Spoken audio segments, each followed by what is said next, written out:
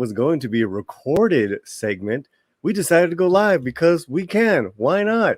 It is the Latino Slant, a special little browning out episode.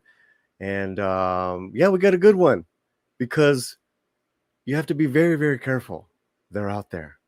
Who are they? You might be asking.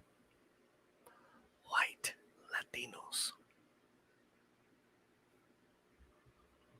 I have some white Latino experts. Mr.BigBrownDad is here with his mestizo coffee. What up, playa? Oh, just drinking imaginary coffee on a Thursday night because that's what we do.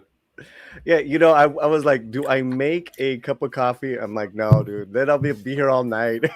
No, you don't want that. You want to be able to go right to sleep when it's bedtime. Right. How you been, brother?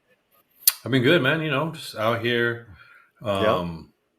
just trying to avoid the apocalypse, doing everything I can to be Armageddon free in 2022. Nice.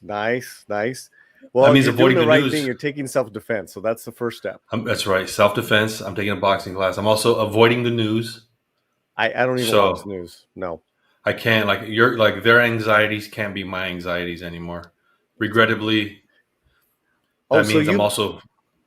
You've been watching news like the last 2 years. You've been watching news? Well, not even necessarily like the news broadcast, but on my timeline, I'll go to the news tab. And I'm like, and of course I want to stay engaged. Of course, when COVID was raging, I was watching the Sunday morning news programs. But now I'm torturous, bro. That shit's torturous. Yeah, it's like, I see how this works. If I just stay thinking about all this shit, I'm going to be feeling a certain way. And for as long as I can, I don't want to be ignorant. I don't want to be caught off guard, but I don't want to be on their program, their scheduled program. I want to be on my program. Well, good, man. Which includes being on your program. Yeah, finally. You missed it the other night. Hey, I'm ready, though. I'm ready. You're ready. All right. So we have a special guest with us tonight, the writer of this article that we're going to be talking about, Leonardo Poareo. Yeah, I say... There you go. That's one way to say it. I say Poareo, but... Poareo. I mean, when it's that many vowels, bro, I mean, where are you people from, Ese? That's the last name's Italian. So so you really are a white Latino. Get the hell out of here. Are Italian people white though? That's right. They're not. They're Southern not. Italian, Calabria. So it's like Calabria. Right. Fantastic, man. Thanks for doing this last minute. We're basically gonna read your article. Great. Yeah. Thanks for having me. I really appreciate it. It's a great topic. That's something that I've been thinking about for a long time. So.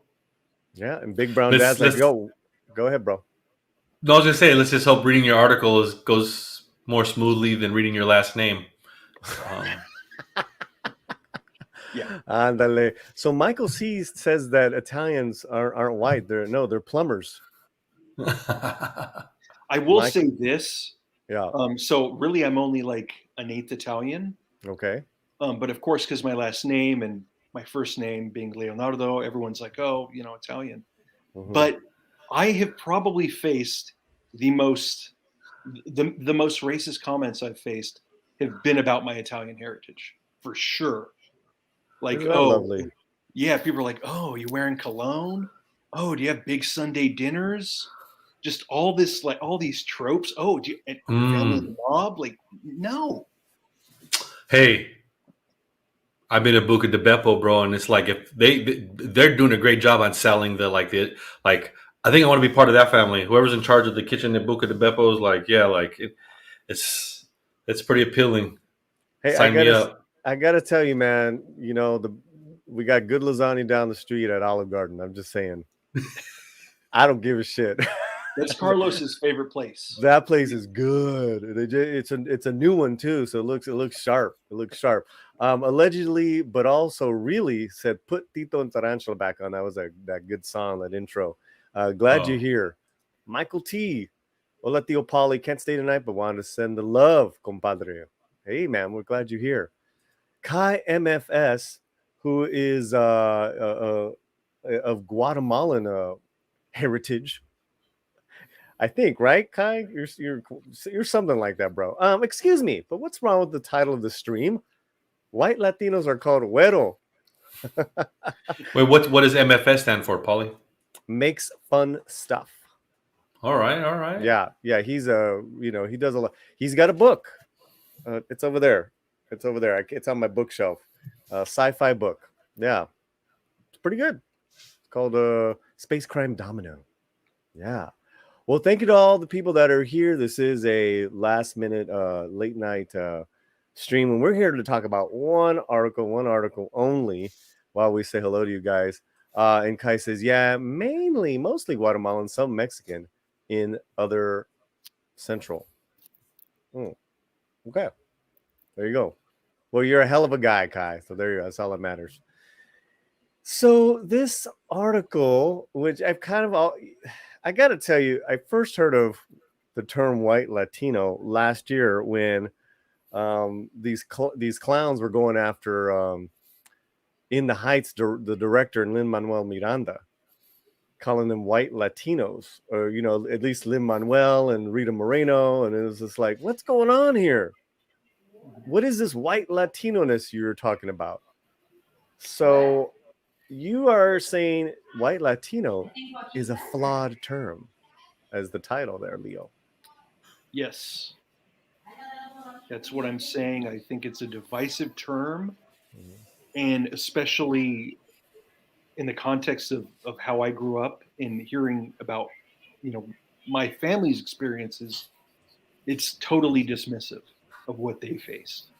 So yeah, I mean, we could dive into it. I could talk for hours about this stuff. So just sure. Yeah, we could dive into it. We got some time. There seems to be a strange fascination among certain Latinos with dividing us into color schemes. With our diversity of cultural practices, it's a wonder Latinos can agree on anything. Within my family, for example, we can have arguments about the best beans and chile that devolve into a heated confrontations typically reserved for school board meetings in Orange County. Wait, how did you go there? I love it. So it's not surprising that there is a push among some Latinos to call out whiteness in the Latino community and the privileged, lighter Latino experience. The problem with this approach is that it minimizes the ethnic experiences of light-skinned Latinos and de-emphasizes the colonial roots that are a crucial feature of our heritage and culture. Big Brown, got anything to say about that?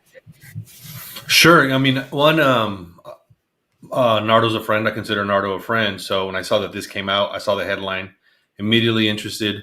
This is one of these interesting cases where I agree with the conclusion. And when I read it, I was like, okay, I agree with the conclusion. I'm not sure I agree with how he got there, but and maybe we can get to some of that here. So I was like, okay, cool. Like, this is a case where I think this can happen a lot, where people hold similar beliefs but arrive at those beliefs in different ways. And then you're kind of, okay, so what does that mean?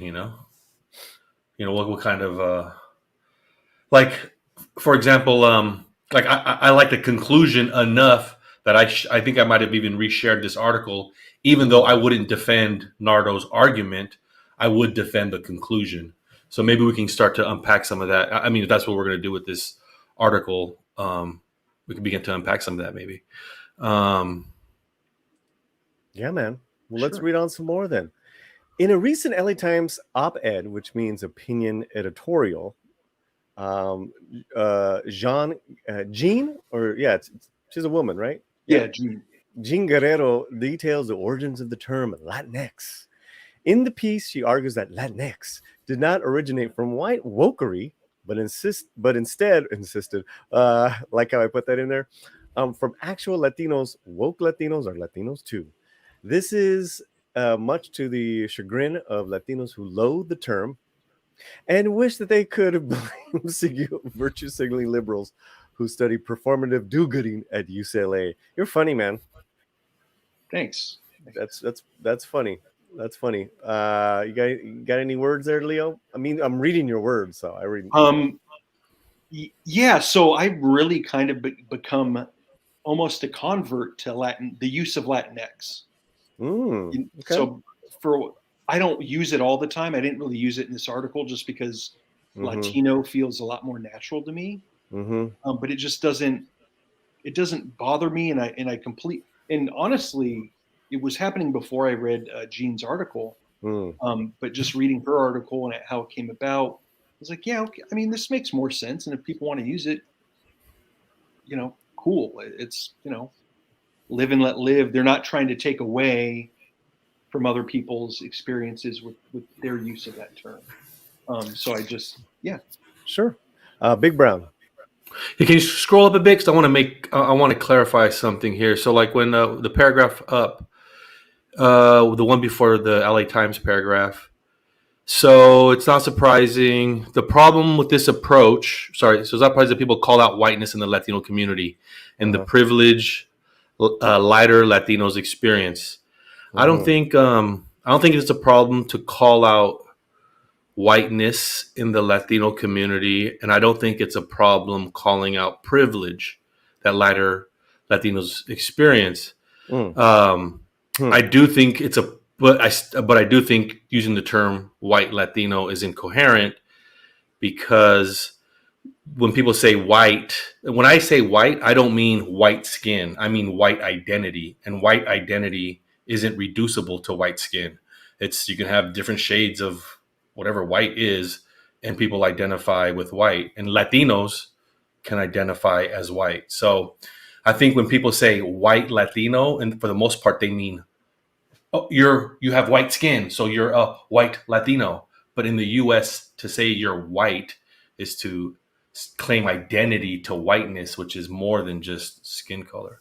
Well, so when I hear white Latino, I'm thinking like someone is actually half Caucasian and half whatever, Latino, but this whole thing of being of calling out whiteness within the Latino community is completely new to me. I got to tell you, this happened within the last year, and it's happened from Latinx's. But so you've never heard colorism discussed in the Latino community? Sure, but not calling out other people, saying, let me take that back. I did hear in the movement back in the day, like, or you're whitewashed, Chicano, or you grew up, on the in the West Side or whatever, like you're not down enough, you're not brown enough. That's what I would get. You're not brown enough. And right. I think that's ignorance, because you're putting down someone's life experience, and you really don't know how they lived. Because to me, everyone's experience is a value. Yeah, even here we're like equivocating on terms of like on some of these terms. So like when people say you're not brown enough, they don't mean your skin color isn't brown enough. They're saying you don't identify with this idea of brownness. And then people say use brown to describe a color. Same thing with white. People say, oh, you're a white Latino, and they sometimes mean you have white skin, but people sometimes hear you identify as a white person and with white culture. So the language is so clouded and unclear. It is. We have to start like being super clear about what we mean when we use those terms. Right. Well, Leonardo, this only happens in America, this identity thing. I really feel, because I call myself two things, right? Chicano or American, like I interchange them every day, but yeah, we're here talking with Leonardo and Big Brown Dad. I'm happy you guys are here. Thank you for joining. We're reading and breaking down Leonardo's excellent article. And there's some people in the chat that we need to say hello to, like publisher Brandon Laura Maxwell of the Daily Cella. These are the types of arguments I would expect from two white Latinos. White privilege is what made this panel even possible. And if you disagree with me, it is because you are blinded by privilege. Yes, I am privileged because I have a computer and I have internet connection and I can type. So There you have it. This is my white privilege Latino panel. Nice. What's up, brother? Good to see you. Hopefully someday you can get your live thing going on. Michael Gonzalez says, "Híjole, can't we call ourselves Hispanic? Then there's Hispanic. I mean, there's all these terms, right?" Kai also said, "I wanted to make it in regards to his book. I wanted to be sure everyone knew Latinos would make it into space one day." Orale. I love that. And Wookiee supremacy is here. It's not white supremacy, it's Wookiee supremacy. Love that. OTHO. I'm almost. Wait. OTOH. What is that? One thing, one hair. Okay. I'm almost 6 years old, and I did not grow up in a Hispanic neighborhood, so my mileage did vary. The Equalizer. I saw this and I had to join. Orale. Regarding the subject, I have got stories on the subject. My God. Cool, Equalizer. Oh, let me put the thing up there. Turns out lighter shade of brown were just a couple of honkies.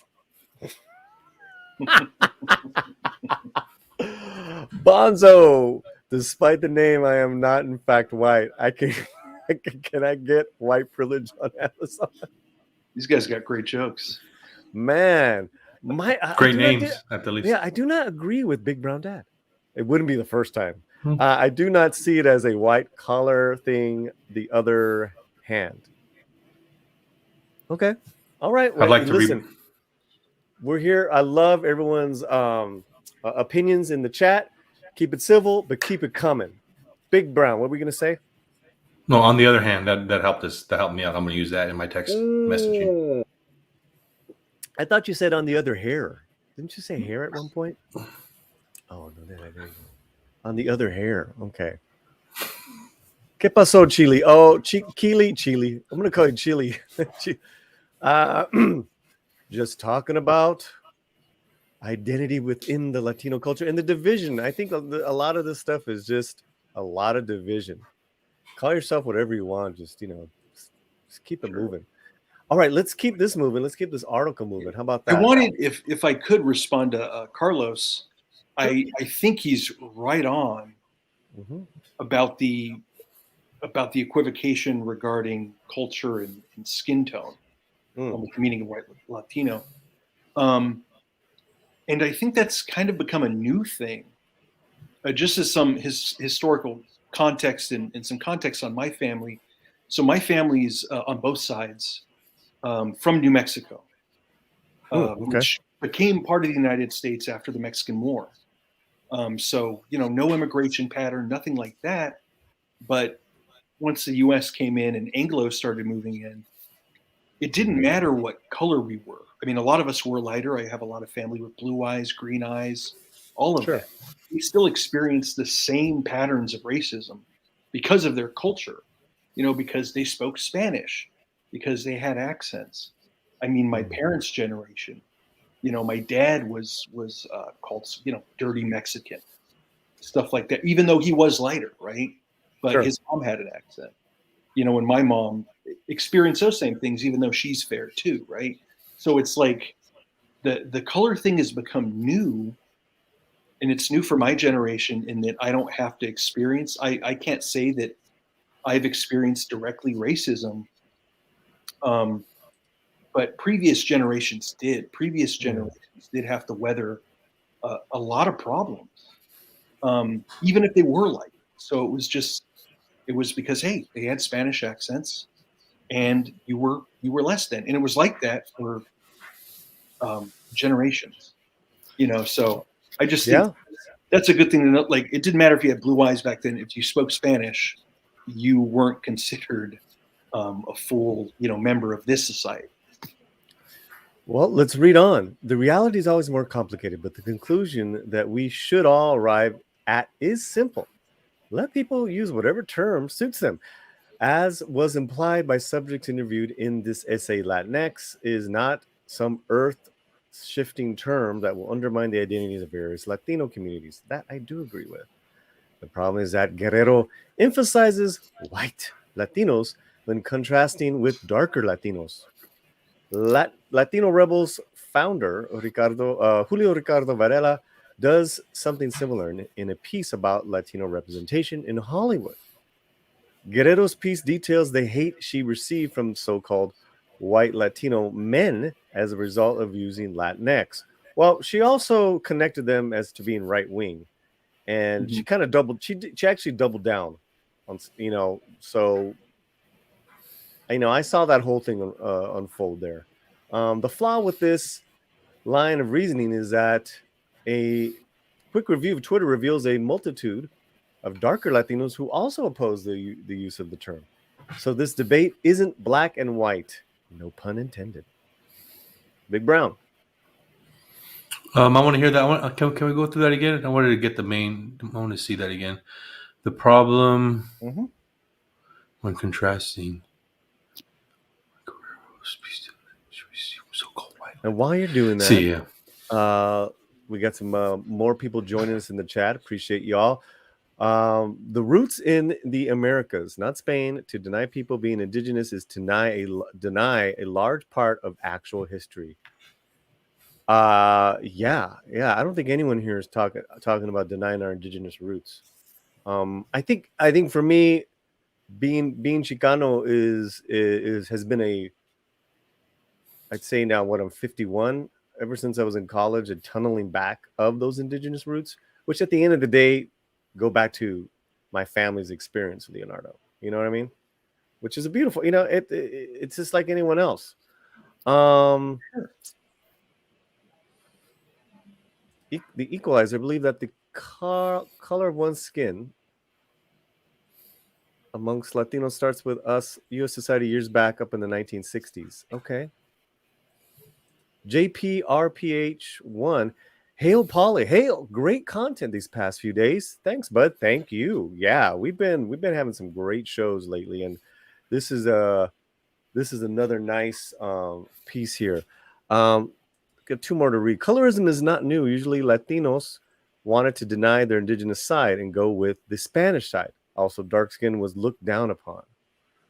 Yeah, I think there was a colorism kind of dysfunctionality within families and how different family members are treated.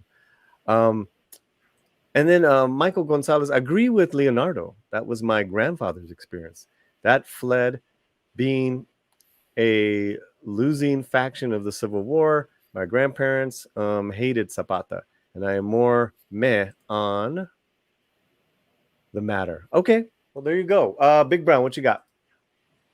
No, I'm just tracking with the article. Let's see what else. Let's see what else is okay. Yeah, because I think it's really hard to, if people are using different definitions with the terminology they use, it's kind of hard to track.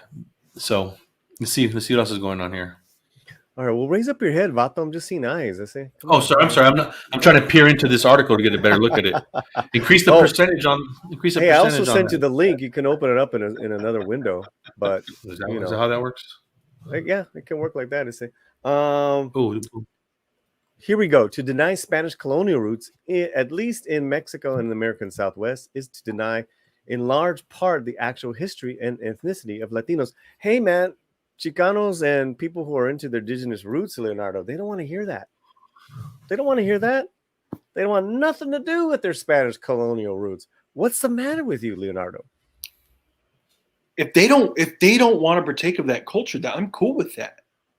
But to put one above the other, when, like, take it in the American Southwest, right? The Spanish and Native Americans have been living together for hundreds of years now and have built a culture together.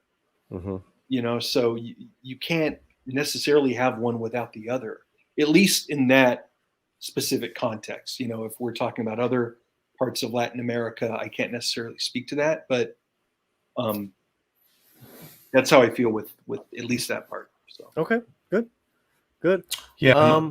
Go my ahead. thought about how my thought about the way we interact with history is a little different, right? So, like, I don't think there's any necessary connection that I have to claim to my ancestors, whoever those are. Like, there's no There's no necessary connection. Now, if I wanted to say, hey, wow, I discovered that my ancestors came from this part of the world and did this or that several generations back, I'm more than welcome to do that to inform my sense of self.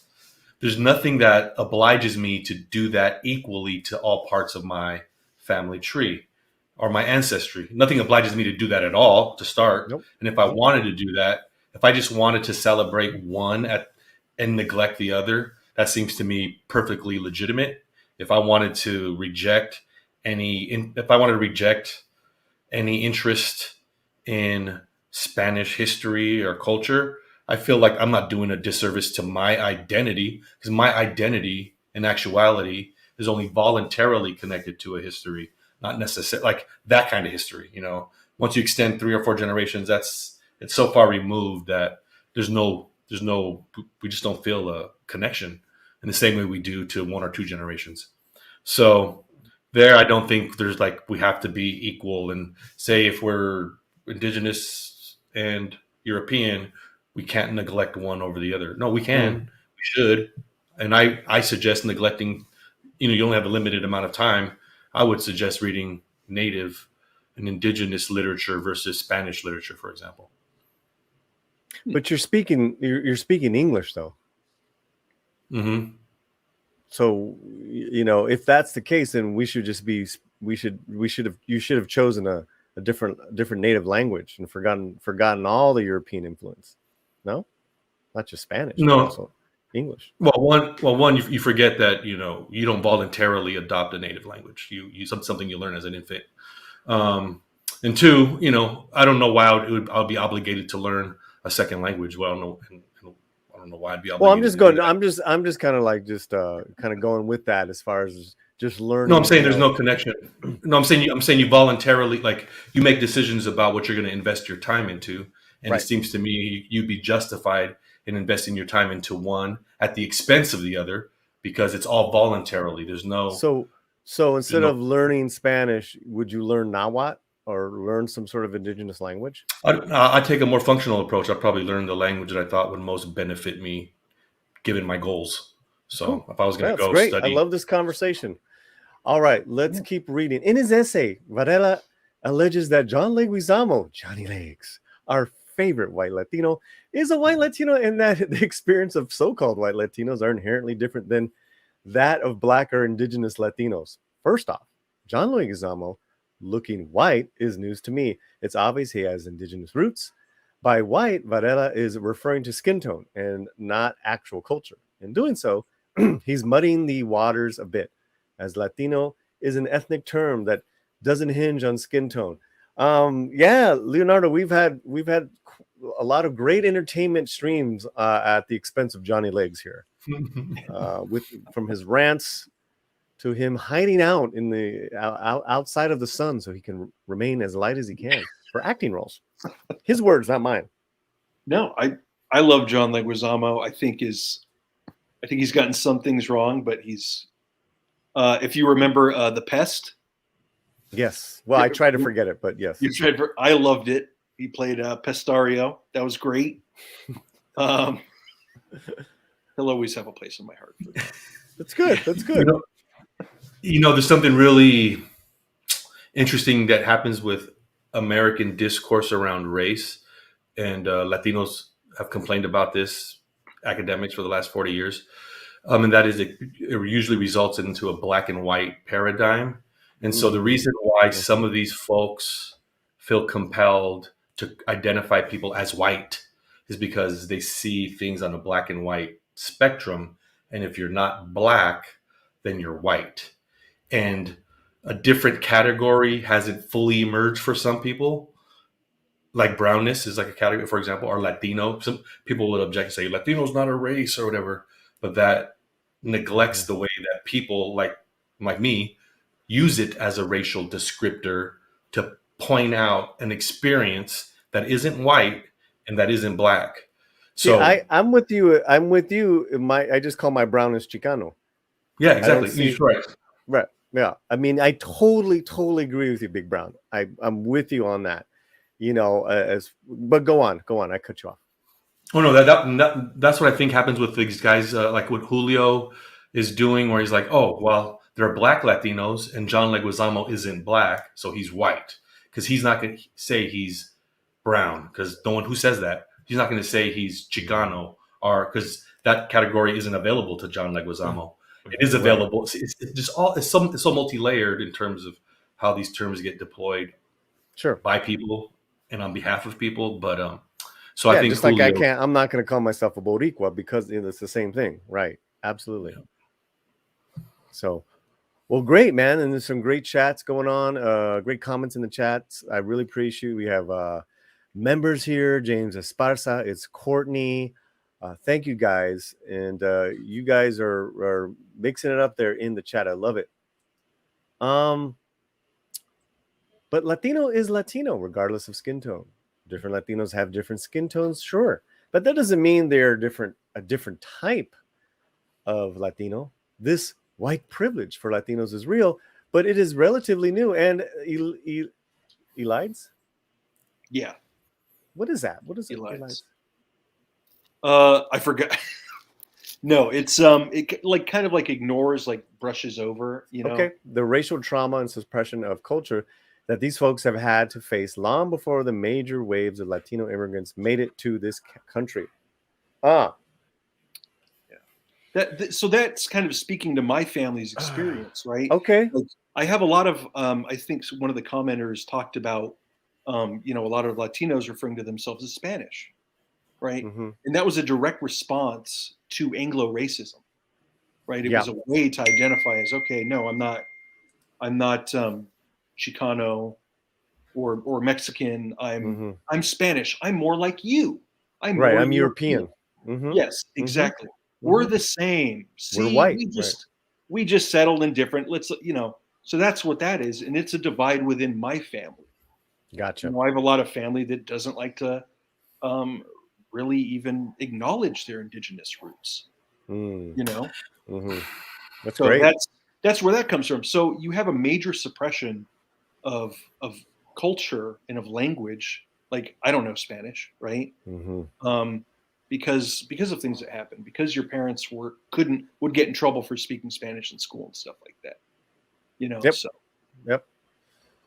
great. Yeah, you know, there is a legitimate difference between racial and cultural chauvinism, but it's a fine distinction, and it's probably so fine that they feel, when you're on the receiving end of those, they feel really hard to distinguish on the receiving end.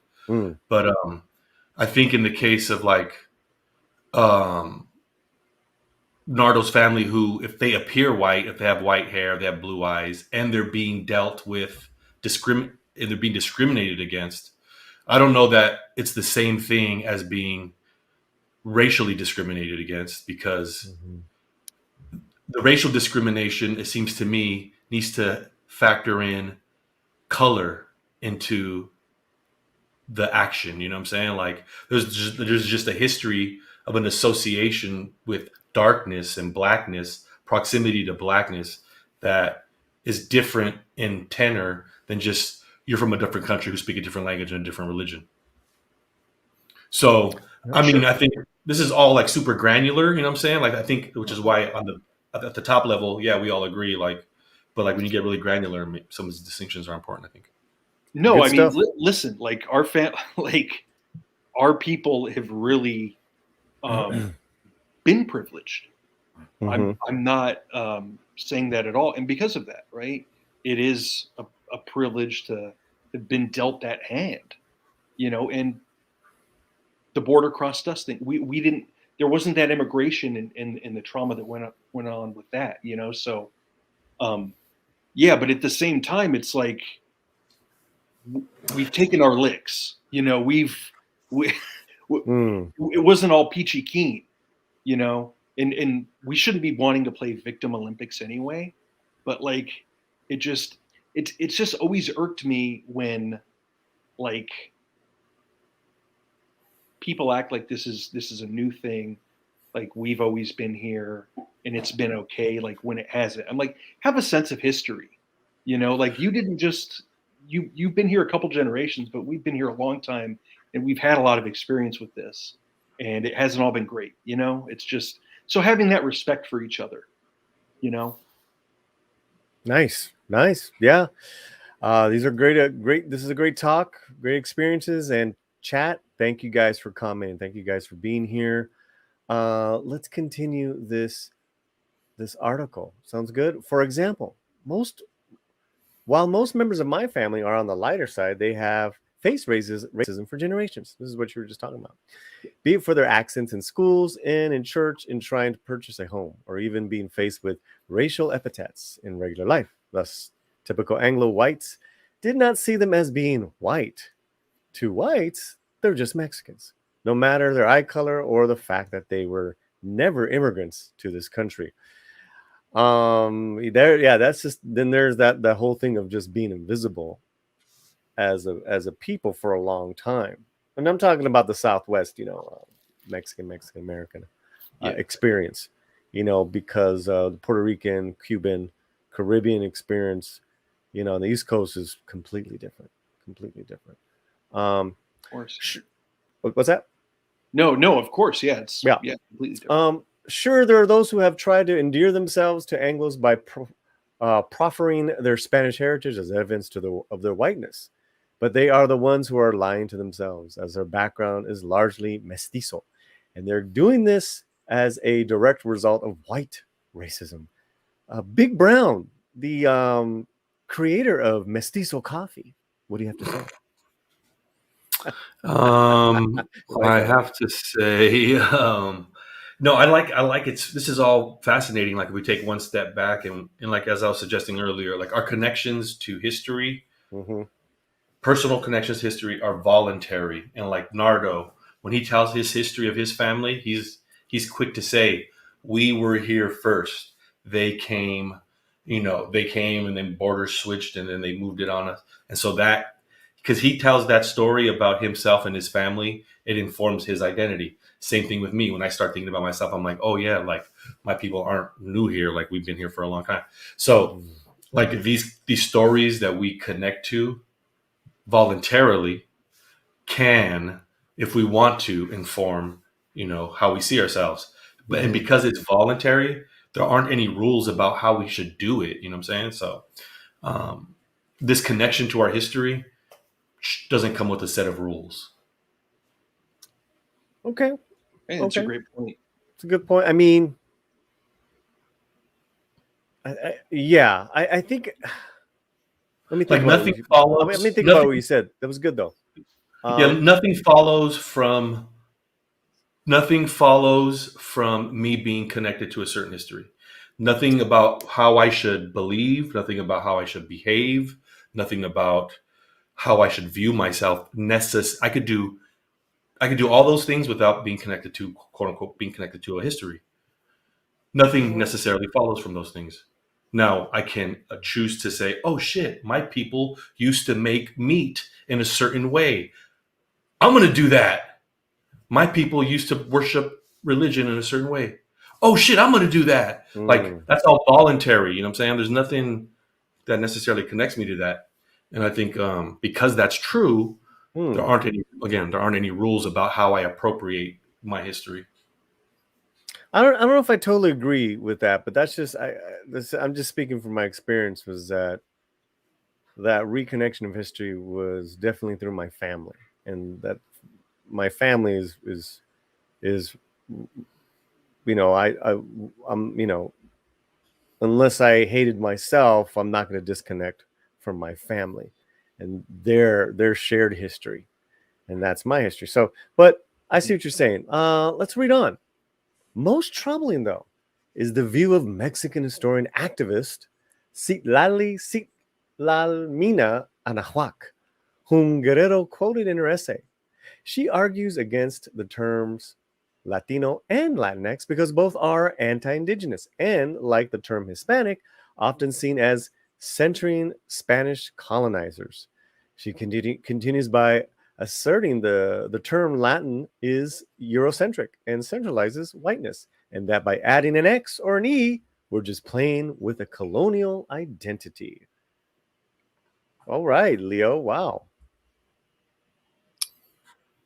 Yeah, it's the first time I read that quote, it was shocking just because, and I try to keep an open mind because I don't always think about these issues, and I'm sure she thinks about these issues a lot and with depth, and has probably researched them. But I mean, colonialism is a part of our heritage, for better or for worse. I didn't get mad when they were taking. I think in New Mexico there was this one conquistador who had like chopped off a bunch of people's feet or something, and they took his statue down. And I was like, cool, good. They should. He was a douchebag, But at the same time, it's like, especially in the Southwest, that's a huge part of the history. A lot of those same practices are alive. And I did kind of want to jump back to what Carlos was talking about in terms of you choose your identity. I am interested. I haven't really solidified anything mentally. I need to do more research.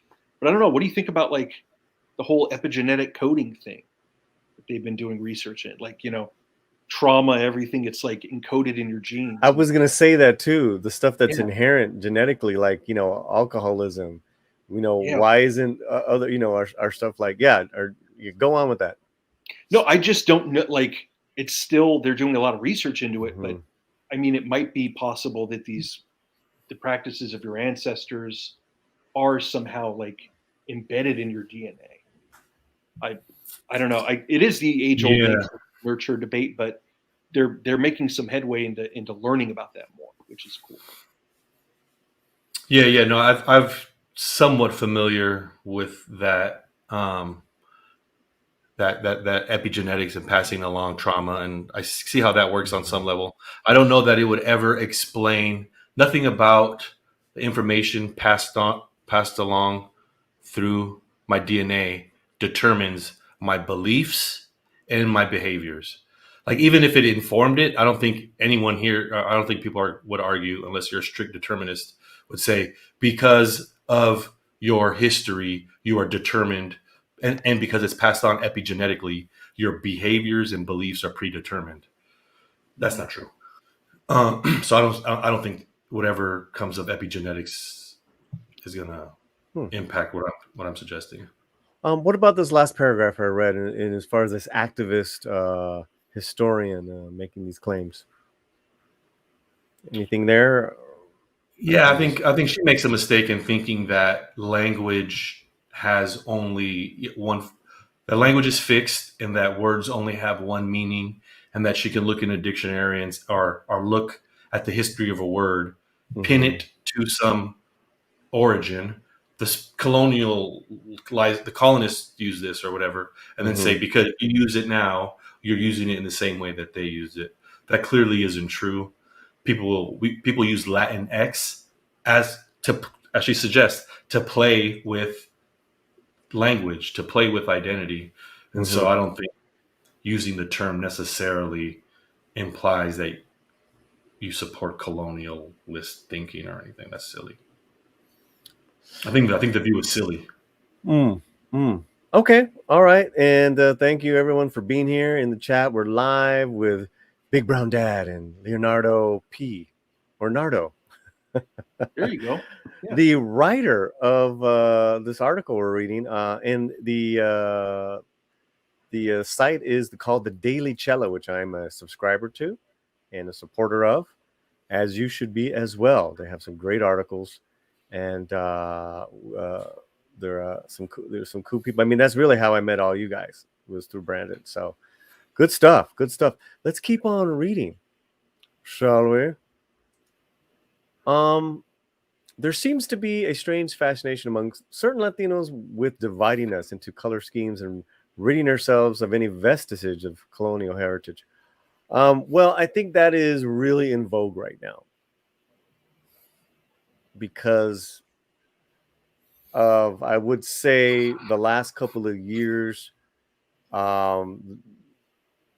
It's just I think you're right, Big Brown, that if it's not black, it's white, and there's no you're seeing the construct is totally not correct. You know, as far as brownness, as far as mestizaje, and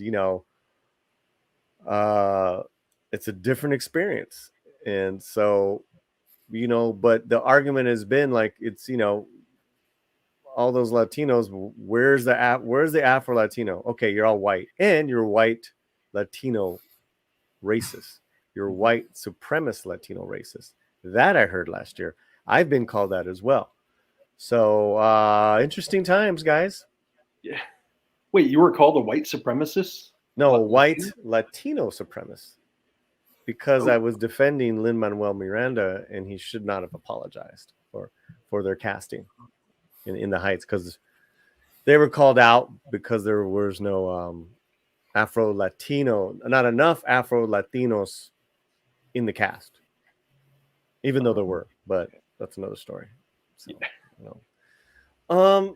to deny Spanish colonial roots, at least in Mexico and America Southwest, is to deny in large part their actual history and ethnicity of Latinos. For instance, while many Latinos have a large indigenous presence in their DNA, many in Mexico and the Southwest borderlands have a large presence of Spanish Iberian. Yes, Spanish is Eurocentric because it is in fact a European language. It is also a European language that's been in use in the Americas for multiple centuries at this point. And I would like to say, being a Spaniard is not like being someone from England. This whole idea of being a white European, a Spaniard, they were a pretty mixed people, weren't they, at that point as well? Definitely mixed. I mean, they have Moorish heritage. It was under, Moorish control for hundreds of years. A lot of Jewish heritage as well. Mm-hmm. There's Sephardic Jews in the Southwest. That's another thing. Mm-hmm. I have family who's tried to claim Jewish heritage, again, as a way of moving away from any semblance of Mexican heritage, right? So it's like, well, no, we're Jews because that's kind of white. So there is a lot of problematic stuff that goes on. It goes on. I got a couple new people in the chat. I just want to say hello. Monkey Jeebus, Darius Munchausen, Mr. Tickle Trunk is here, and allegedly, but also really, Kane comes in with a super chat of $10. Nice. I'm gonna get me a bag of mestizo. Well, that's like half a bag. I need $20, guys. I need to. Homely's expensive, man. Allegedly, but also really for $10, says great panel tonight, and let's get really connected to our roots, guys. Forget all this what we've been talking about. This is the real deal.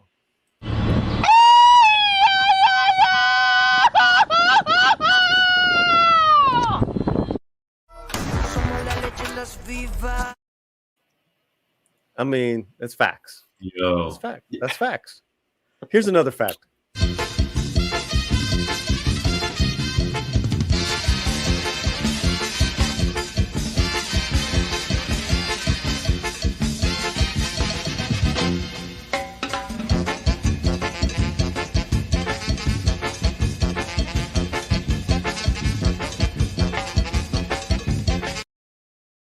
I would like to say no white Latinos were used or hurt in that video. I don't know that. If you're kind of white, so yeah. Hey, they were nice and stout to the ground, so they know how to. That guy had great center of gravity. He was working it, man. He was working it. Thank you though, allegedly, for the $10 super chat. I really appreciate that.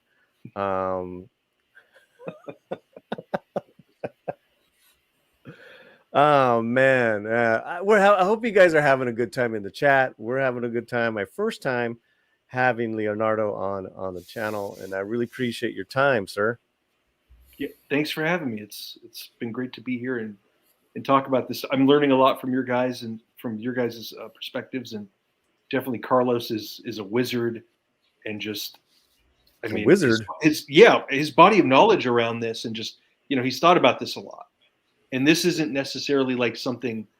This is just some. I do want to say this. Like connecting with you guys on Twitter has been a great way to connect with the broader Latino community, a community that I haven't always been a part of. You know. Sure. So. Well, hey, you're part of you're a Slantino now. Now you called Big Brown a wizard. I want to break it down because I want to use the Lord of the Rings world of wizards, not the Harry Potter. That's for kids. We want to go. I want you to rate Big Brown Dad on the scale of wizardry here, right? As a Gandalf, brown, gray, or white. I'll say he's gray. Ooh. Yeah. Hey, Gandalf. This is over my head. Yeah. Gandalf the Gray. That's where he started off. Then he became exactly. Gandalf I don't think he's yet white. But yeah, definitely gray. Nice. I think he has a few more battles to fight before he gets it. You know. He has to get. Paulie said. He has to keep. Paulie said, "Don't dip the shoulder." Paulie said, "Don't dip the shoulder." No, I saw your technique. I was like, "Don't dip it, dog." Yeah, yeah. I haven't got punched hard enough yet to learn my lesson. That's all right. That's all right. Rosa Parra is here. She's a great movie reviewer from Latinx Lens. Good people. We've had her on the show a couple times. Paulie, it's worth it. I bought some coffee not long ago, and it's great. We're talking. You got a bag there to show off, bro? You got a bag to show off? Orale. Oh, they go so fast around here, bro. Hey, they go so fast. Don't get off your own supply. Don't get off your own supply. You just went down. He went down to brown level. Este way. No mames, cabrón. It doesn't even have. Although, if you're looking for dates, I have those on deck.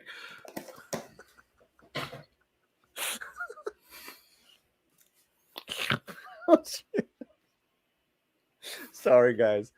Oh man, you're fun. You have to hit that please. You have to hit that comedy stop. You're. Yeah, you know what I was saying.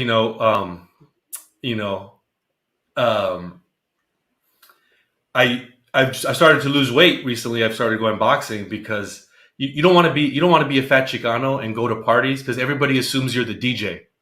So like, I'd go to parties and people are just asking me to play Lionel Richie songs. I'm just trying to get tacos. Whenever I throw a party, you're working on your routine, huh, bro? Give me some more time. Give me some more time here. Whenever I throw a party, I'm determined. My only goal is to eat as much as the DJ at the party because these motherfuckers. I don't know if you've ever been to a party. I don't know what's gotten into these DJs, but these guys first in line, 9 tacos, guys.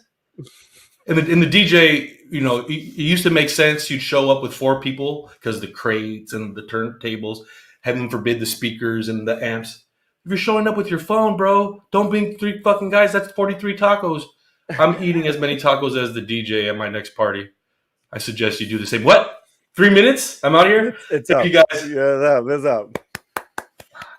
The comedic stylings of with the wizard of.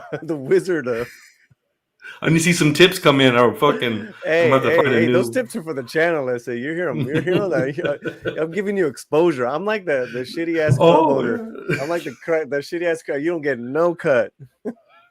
Well, Paul, you do know that Naruto is the stand-up comedy, right? Yeah, maybe you don't know that. Okay, and you got a minute, sir. Go. A little bit. A minute of So I had a joke about white people and Amazon, and possibly using Amazon to pay for reparations, because then white people can do what they've always wanted to do, which is make a difference in the world without actually having to change their behavior. So that was a classic. That was an opener I was doing. Yeah. And after the whites, I do impressions and stuff, Matthew. Hey, how you doing? Hey. Impressions. I didn't know that was in your repertoire. We're gonna have to see at least fucking one. Come on. Yeah. Well, I did. It's not PG. A necrophiliac Matthew McConaughey, which was yeah. It was hit or miss. A lot of people. I'm not going to do that now. No. I can't do that. It's not kosher. Oh, we got to get through this article, man. I got to. Oh, shit. Okay, here we go. Where are we? The alternative Anunnaki ostensibly proposes would be to employ a particular indigenous language for each ethnic group within a particular country. Really? That's the proposal. That's kind of what I just said earlier to Big Brown, and I was kind of being ridiculous. Yeah. But then we would have to remember that not all groups would have accepted languages such as Nahuatl. No, they did not at all. They hated those guys, and that the Aztecs themselves were conquerors who made quite a few enemies. On it goes for various indigenous groups that didn't necessarily live in peace. These days there seems to be an emphasis on indigeneity as a source of inherent goodness, which ignores the complicated nature of humanity and infantilizes. You got words, you got smart words there. The indigenous community. Activist Paul Shat. But I'm not going to say that middle name.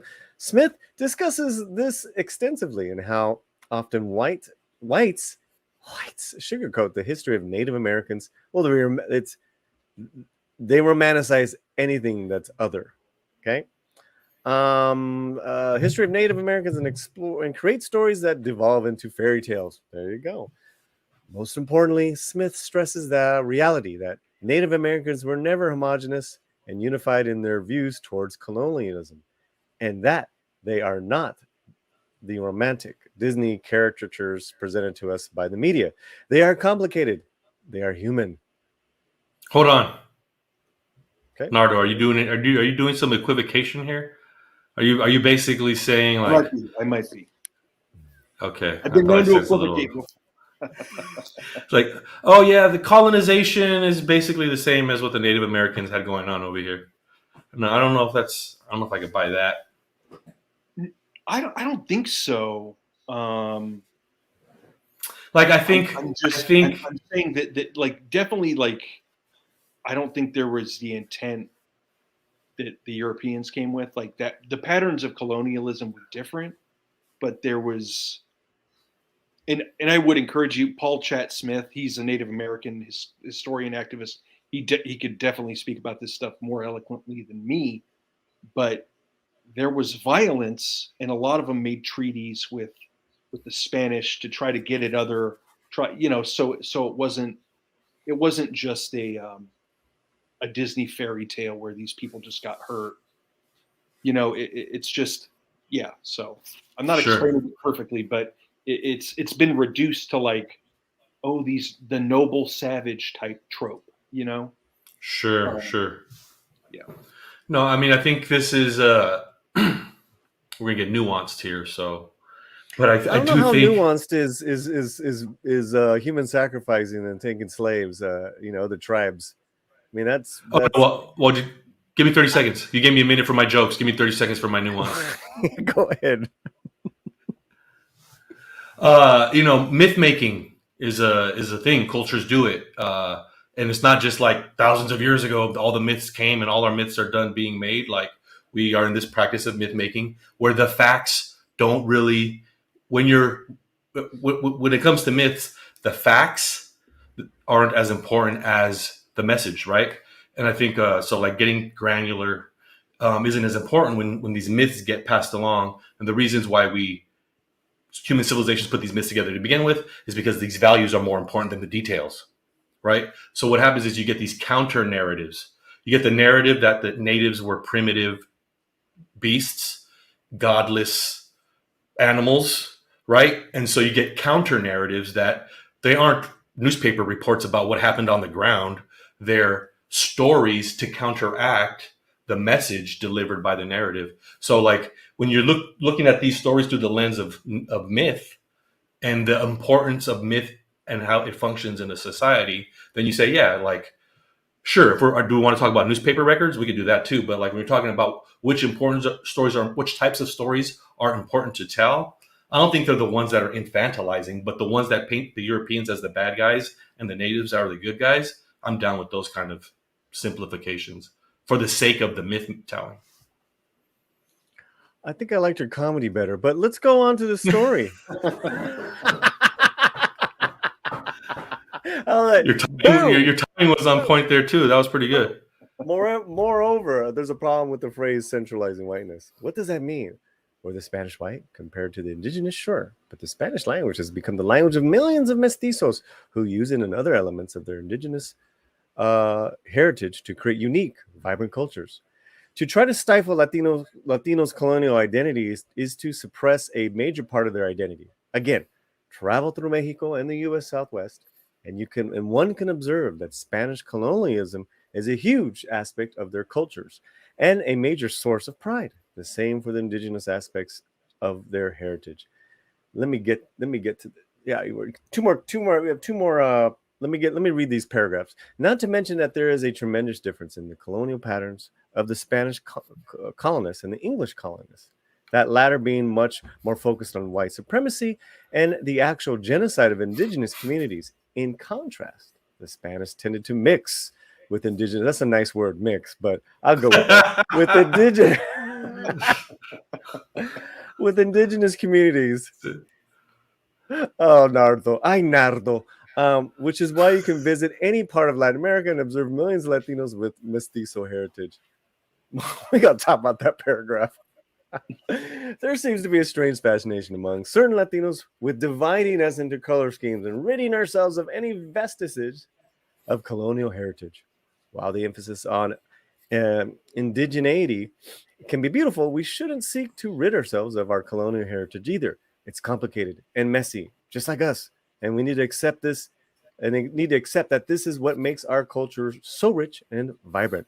All of our experiences are valid. All of our experiences are Latino. That is the article by Leonardo Poareo.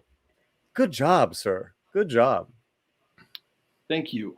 Lay it on me, guys. I know the Spanish mix. Wait, have you got any negative feedback online, like in the comments? I think there were a couple Instagram posts. I mean, definitely no like flaming or anything, but a couple people who were kind of pushing back on I think that aspect of it, the Spanish mixing. People tend to be really sensitive toward that is evidenced by your guys' reaction to. But I think it's true. I stand by it.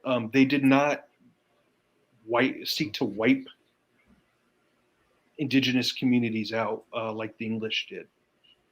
You have people who still, look, we have this mixed heritage is a testament to the fact that they did mix cultures, right? How many English and Iroquois descendants do you see? None, right?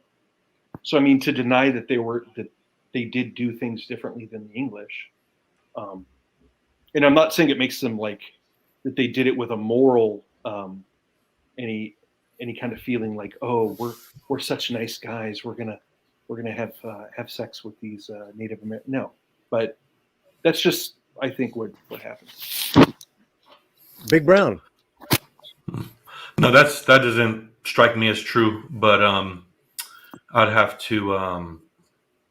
I'd be interested in reading more about that because from what I'm familiar with Spanish colonization, it was very brutal. It was clearly motivated by gold and greed and power, and all the lowest motivations of humanity were there. And then I think the form differed because of, I'm sure, had a large part to do with geography and how the societies were situated, and nothing to do with the fact that the Spanish were somehow more benevolent than the British. The Spanish were cruel everywhere they went. You can say that about the Aztecs. Absolutely say that about the Aztec people. Yeah, say it again. They definitely. You can say that about the Mexica tribe, the Aztec tribe, that wherever they cruel. went, absolutely they call it the Comanches. Really? The Comanches. There was very few non-warring indigenous tribes. What literature do you have? Because I suspect, what literature do you have written from the perspective of, I'm curious, just the natives, do you have to attest to this?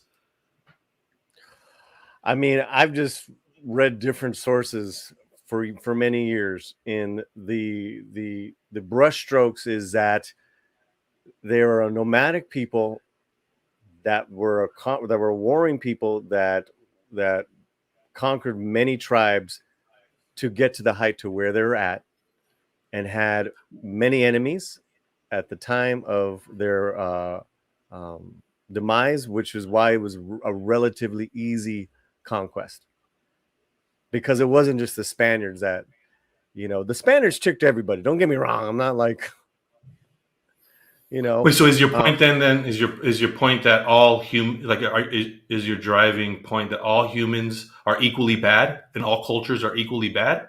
Human history has been from what I've looked, is that it's been one of just war and conquering. But good or bad, right? I mean, who's to say, right? We're still doing some of that same shit to each other. But well, isn't that like saying? Isn't that like saying family? Isn't that like saying family history is full of there's like arguing and bickering, and then as a result, saying like your family is full of arguing and bickering? Like, I don't see how you go from Hatfields and McCoys. I mean, people. Families have gone to war, battled each other, absolutely, even within. Right. Yeah. So I'm saying I don't see how pointing out a general truth implicates everybody in the same way. It's not a general truth. Equally. It's a fact. What are you talking about? It's a fact. The Aztecs fell very quickly because nobody freaking liked them. I mean, most of the tribes. That sounds like a oversimplification. No, that's history. That's it. You know what? We will do a separate stream. We'll do a separate stream, an Aztec comedy stream, half Gandalf, right, the Brown Dad, and half facts. Right. I just want to know what your point is. If your point is that all cultures are equal, no. Let me ask you, because it's unclear when you say it. Are you saying that all cultures are equally evil and equally guilty of immoral actions, so that the Aztecs and the Nazis and the colonists and the Indians and everybody everywhere equally guilty? No. Okay. Yeah, good, because that's nonsensical. But somehow, that with the example that you brought up, somehow the Aztecs and the Spaniards are equally guilty, though. You know enough to say that's true. I'm just saying that the Aztecs weren't nice, weren't necessarily, I know, but that sounds like you're equivocating. I'm saying the Spanish were evil everywhere they went, and that they're not any morally better than the Anglos in their colonialization. Like, they weren't more benevolent. And then you said the Aztecs were bad too. Well, I'm saying, wait, I hope you're not equivocating. Right. I'm saying that I think besides the Olmecs, who are tradespeople, the Mayas, the Toltecs, the Teotihuacanos, I mean, they were all fucking going to war with each other, man. People go to yes. I've read it. This is like, I'm sorry. Yes. I'm well aware that tribes in the Americas have gone to war with each other. That doesn't say anything. And enslaved each other. So how is that? But what is that? How is that different than the Spaniards coming over? Well, the Spanish colonized different parts of the world in order to convert. It to new heights. They were the Gandalf the White, whereas we stayed the Brown. That's right. I'm about to consult some books here to see what you're talking about, but I think so. No, I mean, this is a great conversation. I will say some. So, wait, hold on. We got another $10. Hey, I can buy a bag. I can buy a bag of Mestizo coffee, but I'm gonna have to do some online Aztec fucking headhunting to conquer Big Brown so I can get my bag. You talk about pillaging. How about those coffee prices, dog? Jesus, where'd you learn that shit from, Mr. Capitalist? Hey, bro, I don't even want to ask you what you pay. I don't want to ask you what you're paying for, like gas right now or anything. But things that are valuable cost money. Things that like. Bro, what did I do for Christmas? I support you, man. Come on now. Oh, I know. That's what I'm saying. You already know. You playing around. I totally agree. Allegedly, but also really for $10 comes in. Great conversation tonight. I'll catch the rest tomorrow. Gonna watch Rizzoli Niles before bed. I like priorities. You know, I want to wrap this up too because I want to watch some televisión with my Jaina as well. So let's. Well, really quick, can I just say? So the morality. You can just let me just. I always do this. Once they do a tip, I play a tip video of thank you, and we'll be right back. Arr. Mm. Noise. Arr. Mm. Hey, do a mariachi one.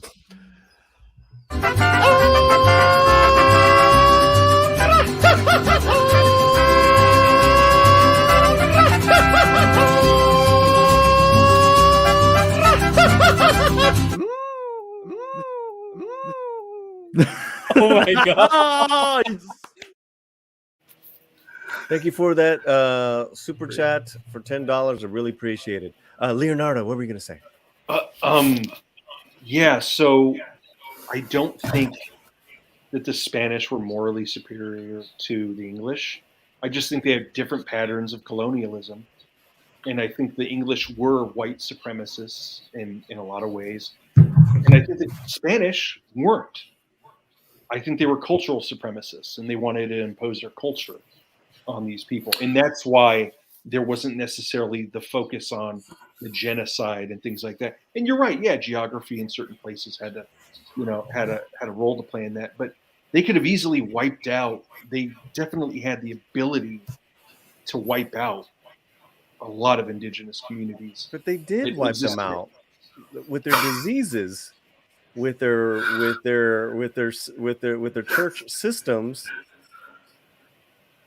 I mean, for you to call it mixed in that paragraph, I have a problem with that.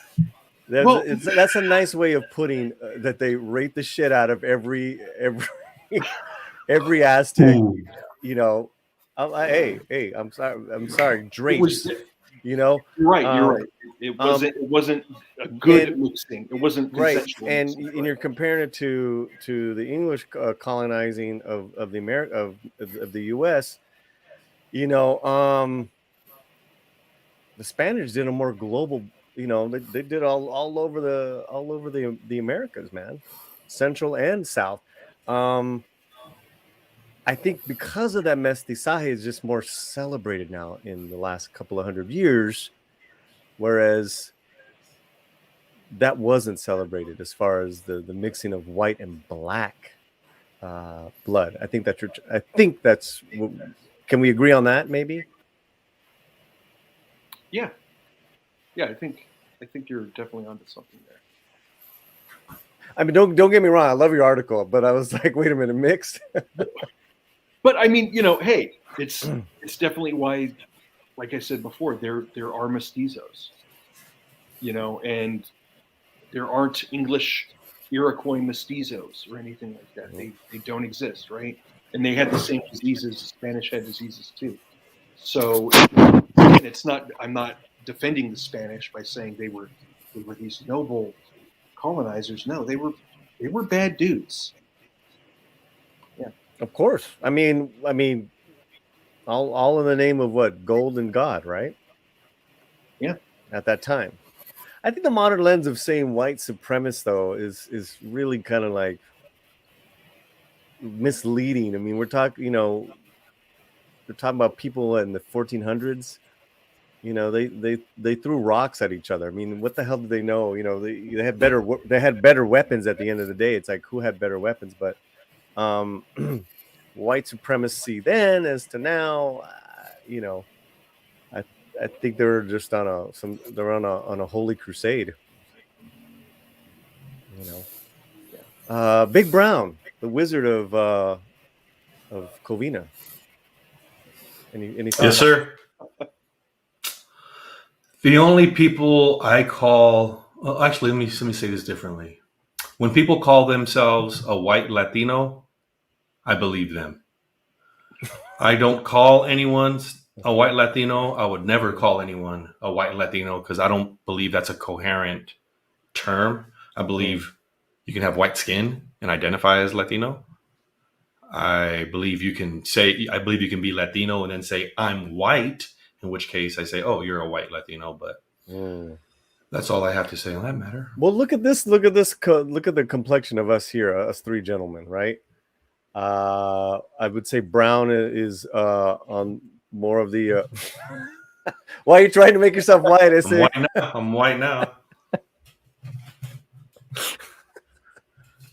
Please step out of the car. Is that a ring light? No. Oh, okay. My dad is darker than you, right? My mom is lighter than you, Leonardo. So I've kind of got, that going. And then Leonardo's, you have, from what I can tell, right? Spanish feet, very Spanish features. Varela looks totally white, right? But he's a Latino. And Leguizamo, I don't get where he thinks he's Spanish looking. Yeah. Johnny Legs is all right. This has been great. This has been great conversation. You guys have any final words? Make them clean. Oh yeah, no, let me get off a couple more of my potential jokes, No. For my stand-up. No. Well, All right, here we go. All right. Here we go. No, I mean, come on. I don't like this view. I don't want to be I want to be like the gallery, like the peanut gallery view, if you don't mind. Oh, now you get to design. Director. I'm talking the director. Yeah, I'm talking the director. If I get director by ear. Yeah. Why do I call him Johnny Legs? He's been called that for a while. John Leguizamo. Johnny Legs. Plus, it's cooler, man. Come on, go with it, Shanatsky. Man. And go. The last thing you wouldn't want to do is, don't invite me to your party. You know what I'm saying? Because don't invite me to your kid's party. I'm talking the most shit. I'm the biggest critic. Like, if bring out a hot dog, that better be Kobe fucking beef in that hot dog. Like, that better be barrel aged relish. Hold on, I hope my note didn't just disappear. Oh, I think it did. He's done. He's done? Oh, he hopped off, huh? No, I took him off. No, I'm here. No, I took you off, dog. I took you off. Your set's done, dog. No, that's the thing. Like, oh, wait, what's a Shasta? What the fuck is a Shasta? He's not stopped. He hasn't stopped. Hold on. They're gonna be like, Joaquin, where's your dad? He's like, oh, he went in and out. I don't know. Don't invite me to your party with some. By the way, this is another tactic on how the Spaniards killed the indigenous people, with bad comedy. Well, here's the thing. I know, because I read about Native Americans. I don't know if you guys knew this. Native Americans, they have a ritual when their kids turn 17. They burn all of the kids' belongings in a big fire, and we do something similar. We do something similar in Mexican culture. Instead, we just burn Dad's wallet right there in front of everybody, and we throw these huge parties. Now check it out. Hold on a second. Hold on, man. Dang. And that's gonna be all. That's gonna be all for tonight. That's it. You're down to brown level wizard, dog. You're down. You're below Radagast. You're below Radagast. There's pinche Saruman, fucking Gandalf, Radagast, and there's Big Brown Dad. Well, you know what it is. I walk around and people tell me, they're like, "Hey, you're funny. You should go on stage." And I'm flattered, but I want to return the favor, and I'm usually stymied. I don't know. You're dumb. Go become a police officer. Like, what am I supposed to say? Like, you're ugly. Go. You get the idea. So I gotta work on that bit right there too. There's something there for sure. Leonardo, hopefully this won't be your last time with us. Please. Any tips come in, man? I hope not. The tips are for the house, dog. Tips come in. I worked hard to build this channel to actually, I'm just looking for a boost of confidence more than anything. I don't need the $5. Can you, in the private chat, can you write your link, your Mestizo coffee link, Big Brown, in the private chat, and wrapping it up. I want you guys to, on the serious, here's Leonardo's article again. Very well done, sir. thank you for stopping. Thanks for joining us, man. Yeah.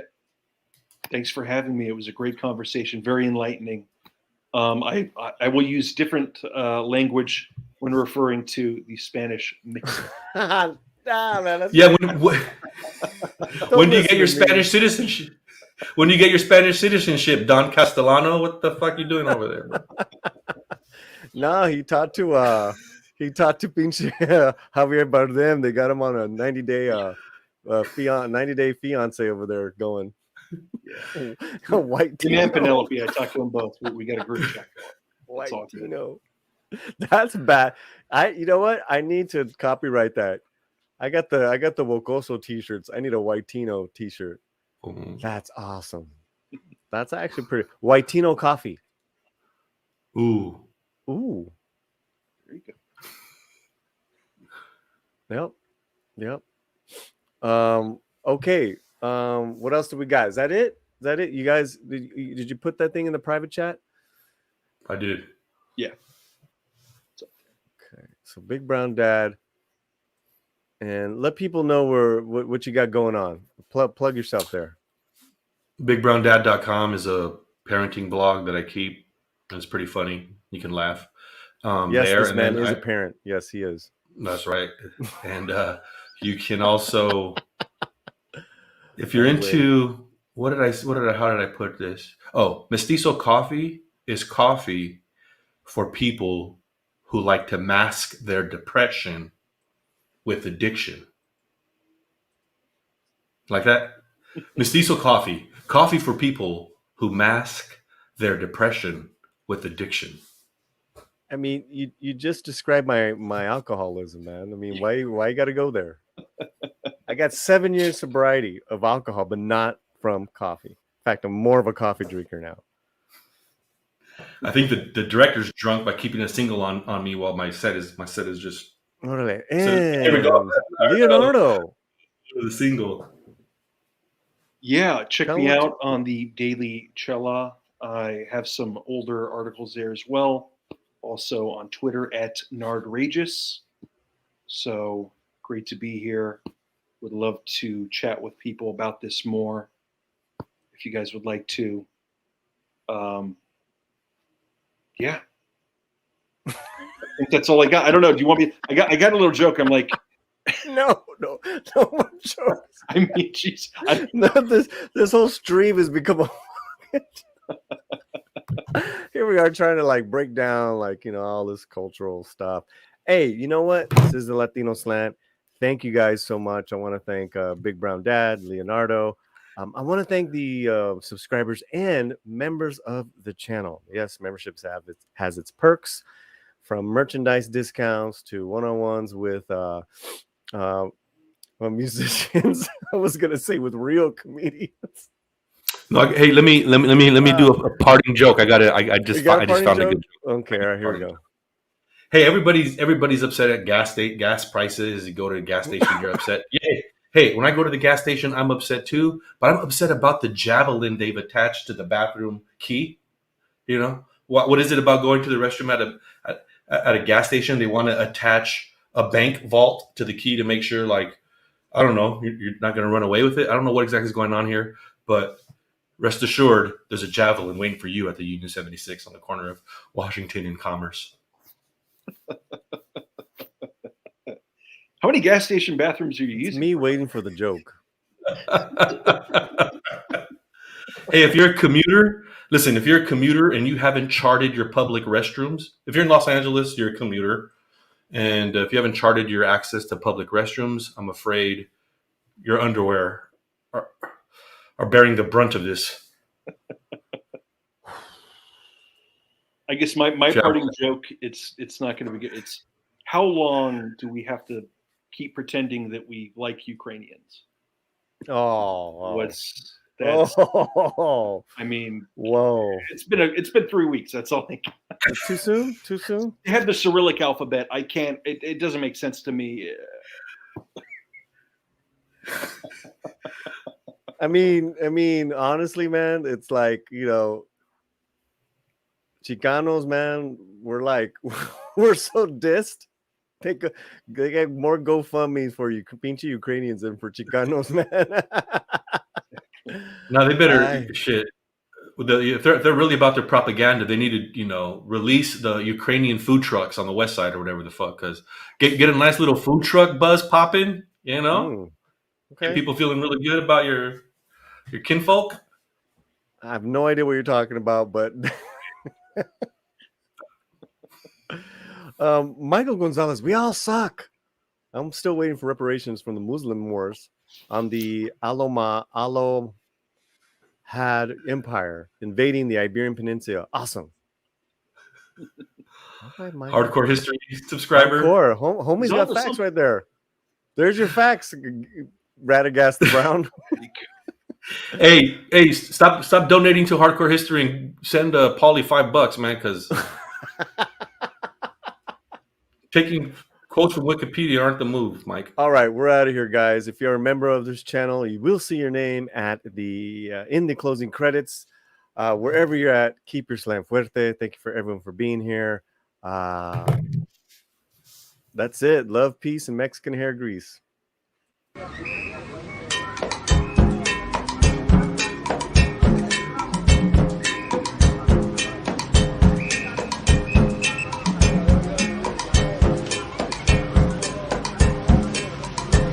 No idea, but hopefully, Turo, hopefully you're entertained. That's all that matters.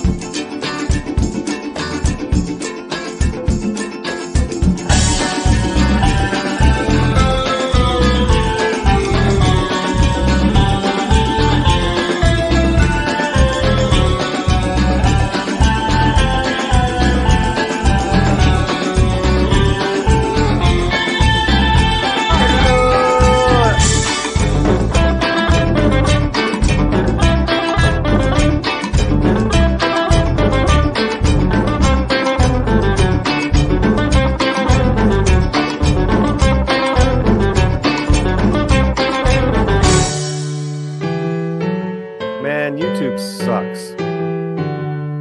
Sorry, Toro. Latino. Nice. That's a better joke than what I heard all night.